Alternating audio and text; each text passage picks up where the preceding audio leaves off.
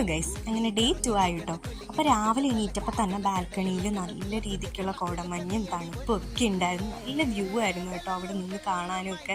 പിന്നെ ഞങ്ങൾ അവിടെ നിന്ന് നേരെ തൊട്ടടുത്തായിരുന്നു അവരുടെ റൂം. അങ്ങനെ റൂമിലൊക്കെ പോയിട്ട് വന്നിട്ട് പിന്നെ ഞങ്ങളെല്ലാവരും കൂടെ ഫ്രഷപ്പായി റെഡി ആയിട്ട് ഫുഡ് കഴിക്കാൻ വേണ്ടിയാണ് കേട്ടോ പോയത്. അപ്പോൾ ഇതായിരുന്നു എൻ്റെ ഔട്ട്ഫിറ്റ്. എങ്ങനെ ഉണ്ടെന്ന് കമൻറ്റ് ചെയ്യൂ കേട്ടോ.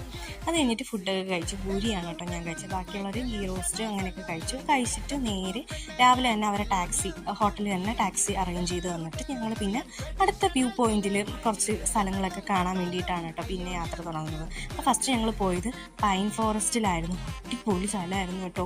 എനിക്ക് ഭയങ്കരമായിട്ട് ഇഷ്ടപ്പെട്ടു. അപ്പോൾ അവിടെ നിന്ന് കുറേ ഫോട്ടോസും കാര്യങ്ങളൊക്കെ എടുത്തു. പിന്നെ അച്ഛനമ്മയും കണ്ടില്ല ഇങ്ങനെ പോസൊക്കെ ചെയ്ത് നിൽക്കണം ഫോട്ടോസൊക്കെ എടുക്കാൻ വേണ്ടി. പിന്നെ ഇത് കണ്ടില്ല നടന്നു പോയപ്പോൾ എനിക്കിതാ ഇങ്ങനെ പോലത്തെ ഒരു സാധനം കിട്ടിയിരുന്നു. ഞാൻ ജസ്റ്റ് ഒരു വീഡിയോ എടുത്തതാണ് കേട്ടോ. അത് കഴിഞ്ഞിട്ട് പിന്നെ ആ പൈൻ ഫോറസ്റ്റിൽ നിന്ന് നേരെ താഴെ കുത്തനെ ഇറങ്ങി ഇറങ്ങുന്നത് ഈ ഒരു ലേക്ക് പോയിന്റിലാണ്.